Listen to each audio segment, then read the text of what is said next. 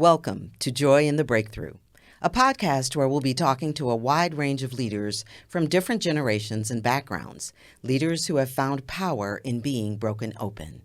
I'm Connie Lindsey. And I'm Anna Valencia. We are your hosts, and we believe that our challenges can lead to breakthroughs, and we want to share those insights with you. We hope these stories will inspire you to explore the I'm possible in you. Welcome to Joy in the Breakthrough, and we're so excited to have a friend of mine, Jenny Guzman, and a community civic leader. You just got an award for that, I know. Thank you. And so before we dive in, I'm going to give you a little introduction. Thanks. So Jenny is really big into the HR corporation, but that's just what she does.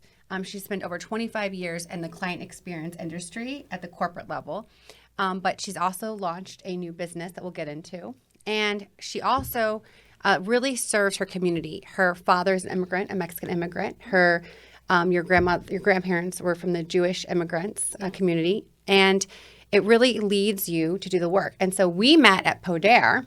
I think we've known each other for a while, but 3 years ago, Poder, you're the chair of the board there.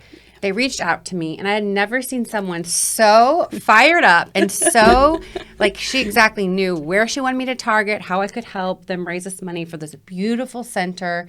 It's a community space, a workplace center for the immigrant community, the Mexican immigrant community on the southwest side of Chicago. But her tenacity and her fierceness of always being on top of it. And they were able to raise, how much money did you raise? $6 million. Awesome. $6 million. $6.1 million. Awesome. Immigrant Integration Center on the southwest side. Wonderful. Shameless plug for Poder. Yeah, so Jenny does it all. And we're just so excited you could be here today. I'm super excited to be here with both of you and really appreciative of the work that you're doing and helping women amplify and tell their stories because storytelling is medicine. And I believe that it significantly helps to elevate the rest of the women around us. So thank you. Well, welcome, Jen. It's so good to know you. We're new friends, but having heard your story, a bit about your journey and what you're doing now, tell us what from your background, your upbringing, helps inform who you are today. Well, Anna kind of gave a little bit of that, but being both the daughter of a Mexican immigrant and Jewish grandparents, and both really came from nothing. So my dad immigrated here in 1975, came from a very small ranch town in Mexico, central Mexico, called Ciudad Hidalgo, Michoacan. And he came here with no resources, no money, and worked so hard to just give us normal basic needs, right? And has allowed me to be the woman I am. And then I had the privilege of being raised by my Jewish grandmother, who was years beyond her years, an amazing leader at the forefront of women, amplifying women, leading Namat, which was a Jewish sisterhood organization. She marched for March of Dimes. She was one of the first people working for Special Olympics, delivering Meals for Wheels. So everything, to come from nothing and give all you had, was how I was raised, to just be tenacious, do the right thing, and just work hard to elevate other people around you and be a good human being. So And I would say you came from everything. Yeah. Because the material things might not have been present, but you were blessed with these amazing people who really created the core of who you are. So thank you. Such a great reframe, Connie. Thank you. Yeah, you're right. And I think it's amazing when, we all kind of have similar backgrounds, where when I grew up, I didn't feel anything was missing. Yeah. I was so lucky to know that I was loved. I had a safe place to go, very kind parents, and that instilled faith in me and all my value system. And so I think even though we may not have had as much as others around us in terms of material things, when you're raised with that kind of love, you don't feel like anything is missing. I felt the missing, I'll say, which is why I always say I'm a compassionate capitalist. Anna knows that. She talks to me. It's like, no, I felt the missing, the things, but having a village, you're right, of people who loved and spoke good affirmative things to me about what I could be. That was the important part. And that's the reframing, because I've had to do it for myself. You're so right. You're so right. And it's funny because when I think about it now at 41, when I didn't have those things like 12 and 13, and I went to a school in Lincoln Park for junior high, and most of those kids had the latest Timberlands, the latest Jordans, the latest designer stuff. And my grandma did everything she could to give me as much as she could. She did a lot for me and gave me a lot. And in those moments now, in retrospect, I'm like, God, I had so much more than what I wanted in that moment. But it takes a lot of growth and self-awareness to really look backwards to realize what I needed in that moment. I had, absolutely. And especially given that my mom left at a very young age, and which is really untraditional. Usually it's the father that leaves and the daughter or the kids stay with the mom. She left when I was 9 years old, but her parents helped raise me, and they had raised me from day one. They lived 4 blocks down on the same street. So being raised by a very traditional Mexican man and old school Jewish grandparents was very interesting. But I love the diversity of that. Yes. The wisdom, the complexity of it, but also the beauty of how that worked and just how it made you who you are. There's some more great stories. We got to get to those. Yes, and I know, so we talk a lot about on this podcast those pivotal moments in your life where they might have almost broke you or did break you, but it was that break open to joy that we talk about to our listeners. And I know just being, we've friends, but really gotten deeper friends this last year, your journey and your health journey and where you've been. So I would love for you to share some of those pivotal moments with our listeners. Well, and Anna, you saw me in that hospital bed, like looking the most broke down I've ever looked in my life. Which was okay. Because you need friends that are going to come there Absolutely. and love on you in that space with no judgment, but just to hold space for you. And I'm happy that Ellie and I could do that for you in that moment, because that's what you would want in return if you're going through something like that. Well, interestingly, they brought affirmations, calendar, journal, and a warm blanket. And really their visit was a warm blanket. And I had all my close girlfriends come to be with me during that time. So I've suffered from endometriosis. I wasn't diagnosed until my mid to late 20s. I believe it's been since I was a teenager. But I've had 8 surgeries just for endometriosis. I've had a number of other health challenges that I suspect are probably adjacent to endo, but can't really tie it because of the lack. For our listeners, in case they're not familiar, can you give a layperson's definition of what endometriosis is? Yeah, so there's not a lot of research, so we don't really understand the root cause, but it is a women's disease that's really centered in your reproductive organs, and it's scar tissue that adheres to your uterus, your ovaries, etc. But some women, I've heard, have it grow onto their lungs, into their brain.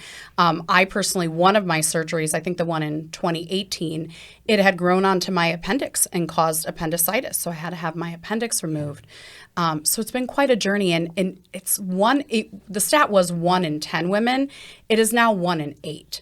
But because of the lack of research and then the lack of care, especially in communities of women of color.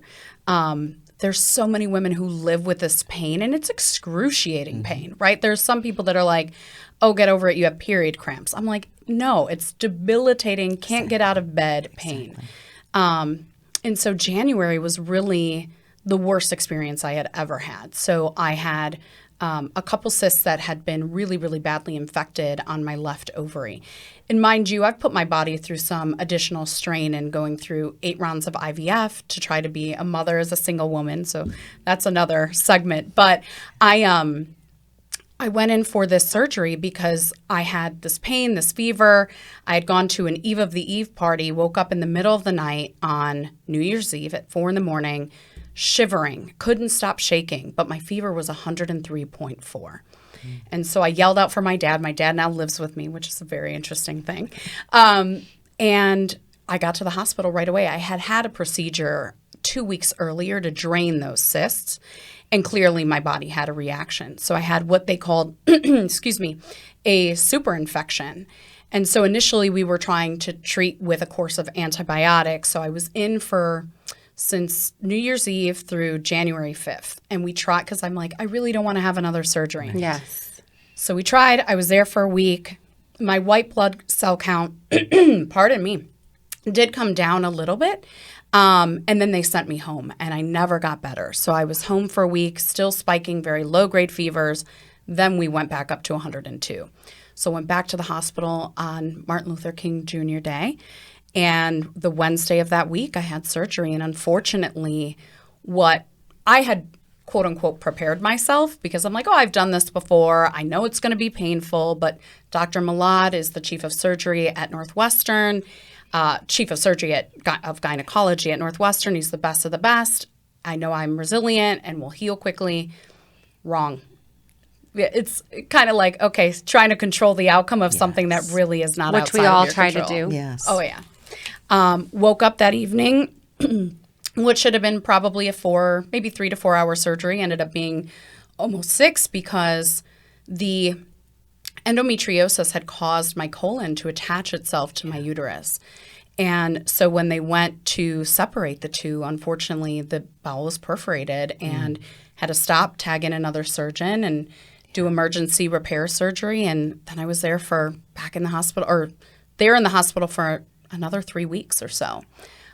Which you don't think about being in isolation like that, even with friends visiting.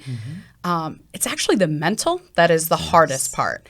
The physical, I'm like, let's do it. Get me up out of bed. Let's walk. I'm ready to eat, which, by the way, I couldn't eat for 3 weeks either. So it was on IV fluids. But the mental was really hard. And all I could do is go inside and kind of hold my own hand through the darkness and say, hey, this is going to be a journey, but we're going to be okay. We're going to be all right. It takes a lot of courage to talk about that. Yeah. And to tell the story. So thank you first and foremost for your authenticity and transparency. Yeah. Going through something like that, and I've bore witness to situations like that as well, and you talked about the mental that you went through. What were some of the ways, Jen, that you were able to sustain yourself and hold on? Gosh, so many things. One was girlfriends coming to visit me and be with me. My dad was there every single day. He was the cutest. He was there every day. And poor him, like he was trying to cook at home and getting ready to be like, okay, when are you going to be clear to eat so that you can eat something? Yes. And really, I kept telling myself, you've been through worse. You really have been through worse. And I had a very traumatic childhood. And I've worked very, very, very hard on trying to heal from that. And so I kept reminding myself, you've been through so much worse than this, and you're going to get through. What I came to realize was, hey, this was a life-threatening situation. Yes. And so that's when the breakdown happened, was like, God, I've spent all my life working so hard to have the best title, and to continue to elevate through my career, to buy the latest things, to spend money on designer things. And those things are nice too. I'm not going to hate on that, right? Those are the things that Connie said she knew was missing in her childhood. And now as adults, we're making up for. Exactly. All of the things, buying a home, vacationing. And in that moment, I was like, none of it matters. Hi, I'm Darius Hillman. Joining me on the next In the Arena, the chair of the City Club of Chicago, Jackie Robinson Ivey. To whom much is given, much is required. And, I could not be the half-time good Christian that I try to be if I was not giving back. Join the conversation Tuesday at 7 p.m. on CAN TV Cable Channel 19 and streaming on cantv.org and the CAN TV Plus app. Experience the power of community television. What were the things that came up for you, Jen, as you were saying, I'm very successful, but now when I had this life or death moment, here's what really, really matters to me. It was family. It was family, and that's my chosen and my blood family. It was family and just peace. I just wanted peace because I felt like, one, I had been at war with myself almost all my life. Being at war with myself, meaning performing, because I was trying to fake that I wasn't broken inside. Yes. And now I was in a physical battle, and I'm like, God, I just want peace. And so those moments that I found the most peace and joy while I was in the hospital was time with friends and just laughing and making fun of my dad, joking around with the nurses. I mean, the first few days was really, really hard, but as I was there, I was kind of a roommate, right? I just had the same crew coming in and out. But it was... Having awareness sometimes is actually hard. Yeah. Having awareness is a great thing, but it's also really hard because you have to sit in the uncomfortable. Exactly. Yes. And we often talk about getting quiet and asking really tough questions of ourselves to know if we're in alignment with our purpose and our why, and maybe for me, what God has called you to do. And so here you're in the hospital, and you didn't choose to get quiet this way, but here it was happening to you to kind of become that self-awareness and ask those questions like, are you happy? Are you finding joy in who you are and what you're doing? And I know with you are on this journey to become a mom as well. Yeah. And so I would love to hear a little bit too of like, as you came out of the hospital and this year, looking at what you've done in corporate and kind of making a pivot there too. It's so funny because when I was sitting in the hospital, I said to my dad, so I was a partner in a business that for 8 years, and it was a great business. We served the small business community, 500 clients, really in the HR space, and I loved it. I fell in love even more with that small business community owner and entrepreneur. But unfortunately, we sold unfortunately, we sold the business last June. So by January, the group that acquired us was just terrible. And I was so stressed, and I knew I needed to leave, but I didn't want to leave my team. It was really hard for me. But sitting there after all that happened, I looked at my dad and I said, this is it. Mm-hmm. I'm not going back. I cannot go back. If I go back, I basically am laughing at myself and saying, you know what, your health doesn't matter. Go back and start the stress clock right over again. Exactly. So I told him I'm out. So I took my medical leave. I came back for a couple weeks, and then I gave notice. And I was going to take the whole summer off and figure it out. And then I had a couple people reach out and say, hey, we'd love to pay you to help us think through client experience, service optimization, team development. 1 became 2. Suddenly 2 became 3. And I was like, you know what? I'm going to start a consulting practice. I'm going to do my own thing. And now I get to do my own thing that really is focusing on the parts of the work that bring me the most joy, which is helping to amplify the small business community, helping the small business community leader feel less alone, right? Entrepreneurship is incredibly lonely. And now I get to do all that stuff. Because before, when I oversaw client experience and employee experience, I got to do those things. But also something went wrong. I was getting my teeth kicked in, 20 times a day. Hey, Jen, your firm did this wrong. So that's where I got to shift my focus. And it's been really hard to build, but it's brought me so much joy. And I named the practice I named the practice in honor of both of my grandmothers, Bess and Bartola. So it's called Bestola Consulting. Yes. And really, it's taken on a life of its own. And these are 2 women who never knew each other. My grandmother on my dad's side, Bartola, I never got to meet, but warrior woman, and had 6 children. My dad was 2 months premature, and this is on this ranch in Mexico. No health care in the 50s, right? They didn't even have electricity when he was born. Wow. They had petroleum at the time. And she kept him alive with her body heat and a hot water bottle. And I learned when I was older, she had multiple miscarriages aside from the 6 kids. So I kind of suspect that maybe the endo actually comes from that side of the family, but without any health records, or I don't know. But she was a warrior, Mayan descent. I've done 23andMe.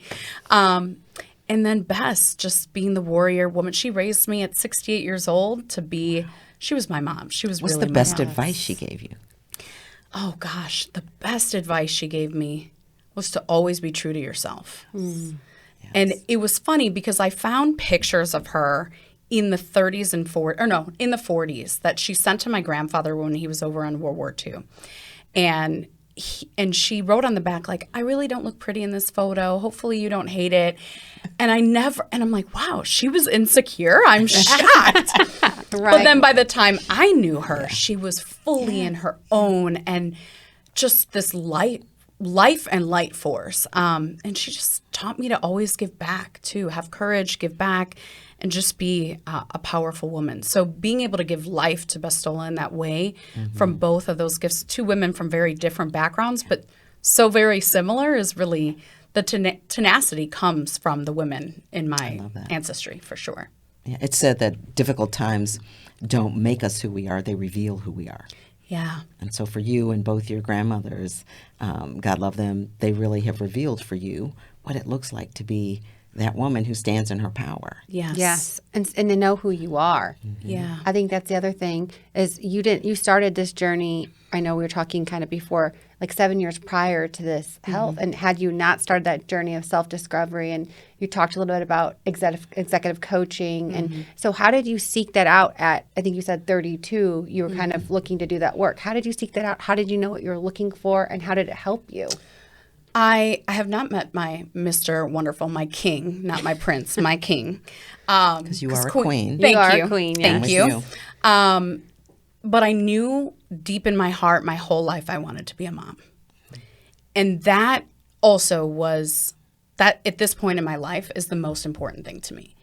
The work that I do is incredibly important, but it allows me to be a mom. So I was starting that journey in my early to mid 30s of freezing my eggs. So initially I froze my eggs. But before I did any of that, I'm like, look, if I'm going to be a mom, I'm going to have to do some real hard, heavy lifting and inner work because I have to be whole for this child, because I don't want my child to ever, I can't prevent suffering, but I don't ever want to be a cause of my child's suffering. The way, and transparent, my dad and I worked very hard on our relationship, but he also suffers from alcoholism, which is a disease, and he's a wonderful human. But that, along with my mom leaving me, which causes abandonment wounds, et cetera, being abused as a young child by her boyfriend, caused a lot of gaping dark wounds in me, and I knew it. And I said, if I'm going to be a mother, then there's a lot of inner work that I need to do first. And so I started on my therapy journey. I see my therapist once a week, every week, Tuesday mornings. Monica, I love because she holds me accountable. She's a no BS type of person. She knows me well enough to be like, like, no, girl. Everyone needs that in their lives. Exactly. Yes. And it's incredibly hard. I don't think, and it's still hard, even 7 years in, because you think, oh, yeah, I've healed all these parts of myself. And then something comes out of left field, triggers you, and you're like, oh, no, I got to go back in and do some more work there. But then I also had a great executive coach during my time at Empower, which he was more of a spiritual executive coach. So really talking about things like how you perceive things in the physical, how you perceive things in intellectual space, but really going back to your spirit and your core on how you want to respond to things.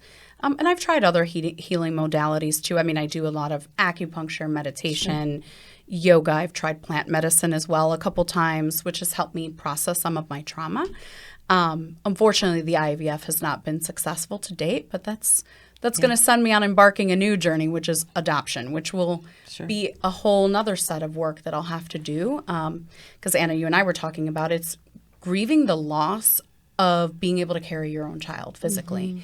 And the dream of that. The dream. That you think of, what your child might be like or not, seeing yourself in that child. And we talked about there's a lot of women, we don't talk about that enough, that there's a whole grieving. I don't think it ever goes away. It's just how you have the manage it and manage the pain and not let it over-consume you. Yeah, it's coping skills. Yes, it's absolutely. Exactly. And I think we're skills. hearing more about that now. Yeah. And, we're a part of that. Is if we can talk about our pain, not be so wedded to it that defines totally who we are. It certainly informs how we move in the world, but to make it okay to say you're grieving that. Yeah. And I'm child-free by choice, but I certainly have deep empathy for people who want that. It's some of my babies call me Auntie Mama, but it's right to want that and not have it. And we want people to understand what that means and what that looks like and how do we create pathways to do that. I have a question for you, Jen. Yeah. Anna and I also have a commitment for this discussion to talk about leadership as well. And people who are on our teams experience trauma. What are some of the ways you as a leader can identify that in individuals on your team? And how do you provide psychological safety? Perhaps Yes. not asking you to be a psychologist, but I think all of us as leaders, I always say, I cannot lead a team that I don't care about, Yeah. Yes, exactly. that I don't have compassion and empathy. What are some of the ways that you identify, and then how do you engage and treat those team members? It's really funny that you say that because there's several young women who were on my team that would always ask me for a couple minutes, and then at the end they'd be like, damn it, I shouldn't have asked you for any time because now I'm crying again. You always make me cry. One is starting with vulnerability and truth. Yes. You cannot create a safe space for someone if you are not vulnerable and real with them first. And so as a leader, I believe you earn the right to lead. Anna hears me say this all the time. And That's because you helped coach me, so thank you. You're welcome. Agree. Leaders set the standard. And so if I want to create a safe space and vulnerability for people to talk about whatever's heavy on their heart, I have to show them that it's okay to do that. Another friend of mine, Elena, always says, and other people say it as well, but you can't be what you can't see. And so that at that moment also when I left Empower, I knew my team was suffering too. So I'm like, if I continue to stay, I'm telling my team it's okay to stay and hurt yourself in this hurtful situation. And so most of the people that I've led have been women. I've had the joy and the privilege of doing that. But I can tell. I have an inner knowing when someone's in pain, probably because I've grown up with pain. And so I usually just ask, like, how you doing today? Are you okay? And sometimes people will start crying off the bat because they're like, ooh, she saw me and I needed it. Other times, if I see people being a different version than their best self, I'm going to ask, what's going on? Let's talk. But a lot of it has been through sharing my own story, because I think when you get to a certain place in leadership, especially with access through social media, I think young women are like, oh, yeah, they make it look so easy. And I'm like, oh, no, homegirl. No. Like, we have gone through a lot. What you see me right now is not the scars that I carry from getting here. Yes. We talked about that last night. Right. And we are not what has happened to us. Exactly. Yes. We can talk about it, and you've done the hard work. People always say doing the work, but you have. And the fact that you're telling that story, I know, is going to benefit our listeners as well. And I've done the same thing, achieved really, really high levels in corporate America, and would talk about my story, and folks would say, I can't believe you said that. Now people will know that you lived in public housing at one point. And I'm like, yeah, and I don't have 3 eyes and 4 ears either. Right. And, it's that whole notion of I'm really comfortable with who I am and the experiences that I've had. And if my story helps you know that you are seen and heard, I'm okay with that. Amen. And also, Connie, to the women that are living in public housing too, especially young women, when they can see you and say, you can be it. Oh gosh, I can be okay too. That's it. 100%. That's why it's so powerful. On my vision board that I created in the hospital in January, part of it is what I put on there said, I'm ready to tell my story, or I'm ready to share my story. And again, it's because I care deeply about the people that I lead, indirectly or directly. And I know people are watching. I know young women are watching. And I said that when I was at Empower. I would say to my colleagues also on the leadership team, I said, these young women are watching. For sure. Not just professionally, but personally. Absolutely. And so they're not going to listen to the words. They're going to watch the actions. And so it's the commitment to the practice of the work that is so critically important, because people see right through you. Yes. If you're like, oh, yeah, posting daily affirmations, et cetera, or talking the talk, people know when you are not walking that walk. Well, we could talk all day, but I know I want in 30 seconds, define joy for us. Joy for me is such a big word, right? Joy feels like a big word to me, especially around the Christmas season, et cetera. Joy for me is just peace. It's those little moments. It's hanging out with your girlfriends in sweats and pigging out on stuff. It's taking a walk with a girlfriend, or walking my dog, or laying on the couch, chatting with my dad. The benefit of him living with me is I'm learning more stories of his youth that I never even knew. Those nuggets, that's what brings me the most joy. It makes me feel whole again. And it brings me the most peace. So joy for me is peace. I love it. Well, we're going to kick it off and end here with Say Less with Connie. What do you got for us today? Thank you, Jen, for showing and telling us who you are and living it. And what it brought to mind for me were 3 things, is that notion of peace. But the first one is, how do we hold space for one another? How do we give each other permission to be who we are truly and in the moment? The soul is waiting for us to acknowledge who we are. The second is that anticipation and awareness, to know that we are present in this moment, to be aware of that, and to just anticipate, not with anxiety, but just to anticipate and be aware of who we are and where we are. And thirdly is to think about joy, defining it for ourselves, and knowing that we were created for a purpose. And when we find that purpose and tie it to joy, that's power. So I wish you joy, and I wish you peace. Thank you so much for joining us, Jen. You are so brave. Thanks, Jen. Thank you for being with us. And we will see you on our next episode of Joy in the Breakthrough.